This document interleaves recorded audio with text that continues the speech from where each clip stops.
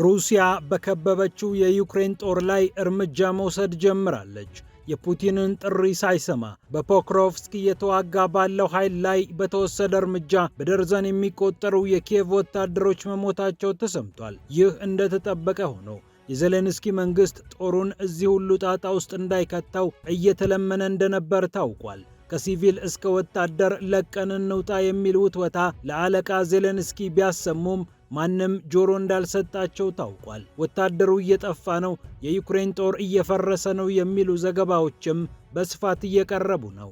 ፋይናንሻል ታይምስ ይህንን በተመለከተ ይዞት የወጣው መረጃ አስደንጋጭ ሆኗል። በሌላ በኩል የኔቶ አውራ የሆኑት እንግሊዝና አሜሪካ በአንድ ወሳኝ ወታደራዊ ጉዳይ ውዝግብ ውስጥ ገብተዋል። የእንግሊዝ ጦር ለአሜሪካ የጦር መረጃ መከልከሉም ተሰምቷል። የአሜሪካው ፕሬዝዳንት ዶናልድ ትራምፕ ጦረኝነትም እየተወገዘ ይገኛል። እንዲሁም ሌላኛዋ የኔቶ ሀገር ቱርክ ግዙፍ የጦር አውሮፕላኗ ተከስክሶባትና ወታደሮቿ ሞተውባት ሐዘን ላይ ነች።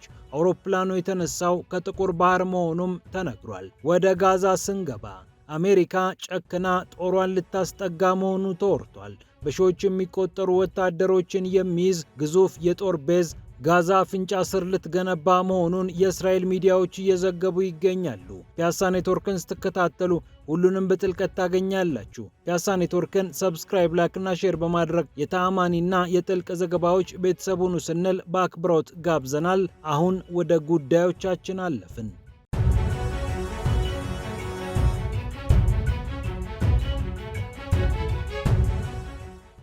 የሩሲያ የጦር ክፍሎች የተለያዩ ጥቃቶችን እየፈጸሙ ይገኛሉ።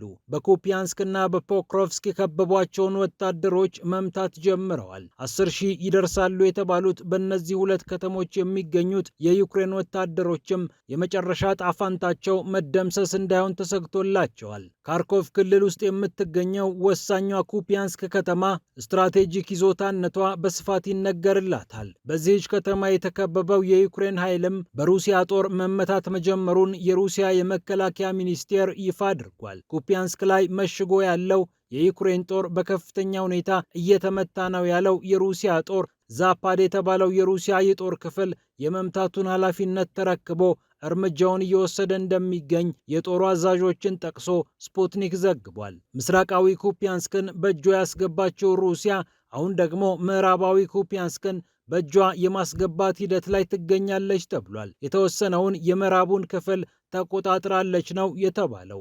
ዩክሬን ካርኪቭ የምትላት ሩሲያዎች ካርኮቭ የሚሏት ክልል ሁለቱን ኃይሎች በከፍተኛ ደረጃ ከሚያፋልሙ አካባቢዎች መካከል ትጠቀሳለች። የሩሲያ መከላከያ ሚኒስቴርም በየዕለቱ በየሰዓቱ አዳዲስ ወታደራዊ መረጃዎችን እያጋራ ይገኛል። በኩፒያንስክም እንዲሁም ደግሞ ዶኔስክ በምትገኘው ፖክሮቭስክም ወታደራዊ ትንቅንቁ ቀጥሏል ነው የተባለው። ይህ እንደተጠበቀ ሆኖ ኪየቭ ይህ ሁሉ ከመሆኑ በፊት ይህ እንዳይሆን እንድታደርግ ስትለመን ነበር ተብሏል። የዜሌንስኪ መንግስት ጦሩን ከኩፒያንስክም ከፖክሮቭስክም እንዲያወጣ ከፍተኛ ውትወታ ቀርቦለት እንደነበር ፋይናንሻል ታይምስ ዘግቧል። ፋይናንሻል ታይምስ እንደዘገበው በሲቪልም በወታደራዊ ተቋማትም የሚገኙ የዩክሬን ሰዎች ለዜሌንስኪና ለመንግስታቸው ይህንን ጥሪ እያቀረቡ ነበር ተብሏል። በተለይ ፖክሮቭስክ የተከበበው የዩክሬን ጦር ከሩሲያ ኃይል ጋር ፊት ለፊት መግጠም ስለማይችል በአስቸኳይ ይውጣ ተብሎ ቢጠየቅም የዜሌንስኪ መንግስት ግን አሻፈረኝ ስለማለቱ ፋይናንሻል ታይምስ ዘግቧል። ዶኔስክ በምትገኘው ፖክሮቭስክ የተከበበው የዩክሬን ጦር በሰው ኃይል የተመናመነ በጦር መሳሪያ ደረጃም እጥረት ያለበት መሆኑ ቢታወቅም ጨክኖ ከሩሲያ ጦር ጋር እንዲገጥም ተፈርዶበታል ነው የተባለው። በአንዳንድ የግንባሩ አካባቢዎች የሚገኙ የዩክሬን ወታደሮች ከኋላም ከፊትም የሚጠብቃቸው ሌላ ጦር የለም፣ ይልቁንም የሚጠብቃቸው ድሮን ነው ተብሏል። ይህ ደግሞ የሰው ኃይል ምንኛ እንደተመናመነ አመላካች ነው የተባለው። የዩክሬን ጦር ይህ ከመሆኑ በፊት ወደ ኋላ ቢያፈገፍግ ኖሮ ግን እዚህ ሁሉ ጣጣ ውስጥ አይገባም የሚሉ ድምጾች ተሰምተዋል። ሩሲያዎች ክራስኖርሜስክ የሚሏት፣ ዩክሬኖች ፖክሮቭስክ የሚሏት አካባቢ ከባድ የፍልሚያ ማዕከል ሆና ቆይታለች። የካርኮቫ ኩፒያንስክም ደግሞ ከሰሞኑ ስሟ በተደጋጋሚ እየተነሳ ይገኛል። በሁለቱ ከተሞች 10,000ና ከዚያ በላይ የሚሆኑ የዩክሬን ወታደሮች መከበባቸውን የሩሲያው ፕሬዝዳንት ቭላዲሚር ፑቲን ከሳምንታት በፊት ይፋ አድርገው እንደነበር ይታወቃል። ታዲያ ፑቲን እጃችሁን ስጡ ብለው ጥሪ ቢያቀርቡም ከወደ ኪየቭ ግን የሚሰማቸው አልነበረም። ፋይናንሻል ታይምስ ያነጋገራቸው ጉዳዩን የሚከታተሉ ሰዎች እንደሚናገሩት የዜሌንስኪ መንግስትና ጦር መሬት ላይ ካለው ወታደራዊ ሁኔታ ይልቅ በዓለም ላይ ያለው ፖለቲካዊ ስም በልጦበት ወታደሮቹን ቅርቃር ውስጥ ከቷቸዋል። በአሜሪካም በኔቶ ፊትም አንሰው መታየት ያልፈለጉት ዜሌንስኪ ተጨማሪ የጦር መሳሪያዎች የሚቀርቡላቸው በጦር ሜዳ እየተሸነፍኩ አይደለም ብለው በመናገራቸው እንደሆነ ስለተረዱ ፖክሮቭስክም ኩፒያንስክም በኔ እጅ ናቸው ማለትን መርጠዋል። የሀገሪቱ ጦር ኃይሎች አዛዥ አሌክሳንደር ሲሪስኪም ይህንን ነገር ደጋግመው ተናግረዋል። እኔ እስከማውቀው ድረስ ምንም የተፈጠረ አዲስ ታሪክ የለም ብለው ለመገናኛ ብዙሃን በተደጋጋሚ ተናግረዋል። ነገር ግን ከፍተኛ የሰው ኃይል እጥረት ያለባት ዩክሬን ሰራዊቷ ግዙፉን የሩሲያ ጦር መቋቋም ወደማይችልበት ሁኔታ እንደገባ ዓለም እያወቀው መጥቷል። ሩሲያ የዜሌንስኪ መንግስት ከእውነታው የተፋታ ነው ማለት ከጀመረች ሰንበትበት ብላለች።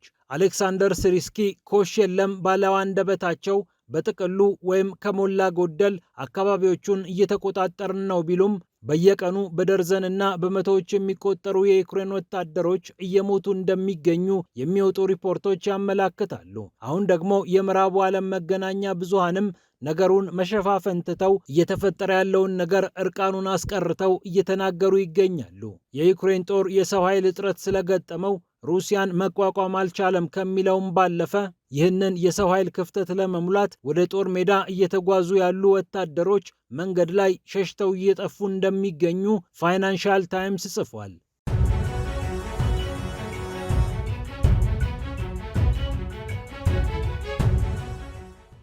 በሌላ በኩል የኔቶ አውራ የሆኑት አሜሪካና እንግሊዝ ተፋጠዋል። እንግሊዝ ለአሜሪካ የጦር መረጃ አላጋራም እስከ ማለት ደርሳለች። ሲኤንኤን እና ዘ ታይምስ እንደዘገቡት የእንግሊዝ ጦር ለአሜሪካ ያቀርብ የነበረውን ወታደራዊ መረጃ መከልከሉ ተሰምቷል። ወታደራዊ መረጃው ደግሞ በካሪቢያን አካባቢ ይሰበሰብ የነበረና ወደ ዋሽንግተን የመረጃ ቋት ይላክ የነበረ ነው። እንግሊዝ ይህንን አላድርግም ያለችው አሜሪካ ከሰሞኑ በካሪቢያን ውሃ ላይ እየወሰደች ያለችው ወታደራዊ እርምጃ ስላልጣማት ነው። ከሕግ ውጭ ነው፣ አግባብ ባልሆነ መንገድ በአካባቢው የሚንቀሳቀሱ ጀልባዎች ላይ ጥቃት እየተሰነዘረ ነው ያለችው ለንደን ለዋሽንግተን መረጃ መስጠት እንዳቆመች መገናኛ ብዙሃኑ ዘግበዋል። በካሪቢያን ዓለም አቀፍ የውሃ ክልል ላይ የሚንቀሳቀሱ የተለያዩ ጀልባዎችን እየመታው ነው የምትለው አሜሪካ ጀልባዎቹ በዋናነት የአደንዛዥ እጽ ንግድ ላይ የተሰማሩ ናቸው ትላለች። ቬንዙዌላም ይህንን እያስተባበረች እንደምትገኝ በተደጋጋሚ ተከሳለች። ጌራልድ ፎርድ የተባለውን ግዙፍ የጦር መርከቧን በቬንዙዌላ ጠረፍ አቅራቢያ ያስቀመጠችው አሜሪካ ካሁን ቬንዙዌላ ላይ ወታደራዊ እርምጃ ትወስዳለች በሚል ስጋት ዓለም እንደተወጠረ ይታወቃል። የቬንዙዌላው ፕሬዝዳንት ኒኮላስ ማዱሮ እኛ የአደንዛዥ እጽ ነጋዴዎች አይደለንም፣ አሜሪካ የምትለው ፍጹም ሐሰት ነው፣ ይልቁንም መንግስቴን ለማውረድ ትራምፕ ጦራቸውን እያንቀሳቀሱ ይገኛሉ በሚል ስሞታውን ያስተባብላሉ።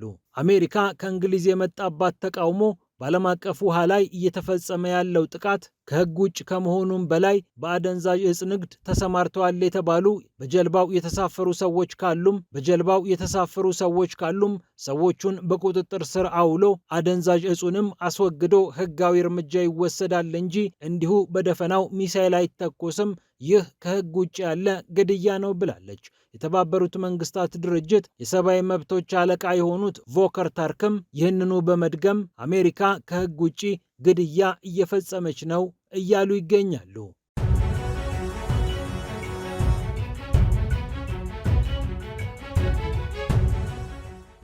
በሌላ በኩል የቱርክ የጦር አውሮፕላን ተከስክሶ አንካራ ሐዘን ላይ ትገኛለች። 20 ሰዎች መሞታቸውም ታውቋል። ሲ-130 የተባለው የጦር ትራንስፖርት አውሮፕላን ነው በሀገረ ጆርጂያ ሊከሰከስ የቻለው። ከጥቁሩ ባህር ተነስቶ ወደ አዘርባጃን አቅንቶ ከአዘርባጃን ወደ ቱርክ እየተመለሰ የነበረው የጦር ትራንስፖርት አውሮፕላን በአዘርባጃንና በጆርጂያ ድንበር ላይ 5 ኪሎ ሜትር ራቅ ብሎ ነው ሊከሰከስ የቻለው። የተለያዩ ቪዲዮዎችም አውሮፕላኑ በተከሰከሰበት ሰዓት የተፈጠረውን ነገር ቁልጭ አድርገው ቀርጸዋል። አውሮፕላኑ በውስጡ የያዛቸው ሰዎችም ሙሉ ለሙሉ መሞታቸው ነው የተነገረው። የቱርክ የሀገር ውስጥ ሚኒስትር የሆኑት አሊ የርሊካያ የተሰማቸውን ሐዘን ገልጸው የጆርጂያ የሀገር ውስጥ ጉዳይ ሚኒስትር ስፍራው ድረስ ሄደው አደጋውን እንደተመለከቱ ታውቋል። ክስተቱ እንዴት እንደተፈጠረ ምርመራ ይጀምራል የተባለ ሲሆን የቱርኩ ፕሬዝዳንት ረሲፕ ጣይብ ኤርዶዋንም ከጆርጂያ ባለስልጣናት ጋር ተነጋግረን የተከሰከሰውን አውሮፕላን ቅሪት እናገኛለን ብለዋል።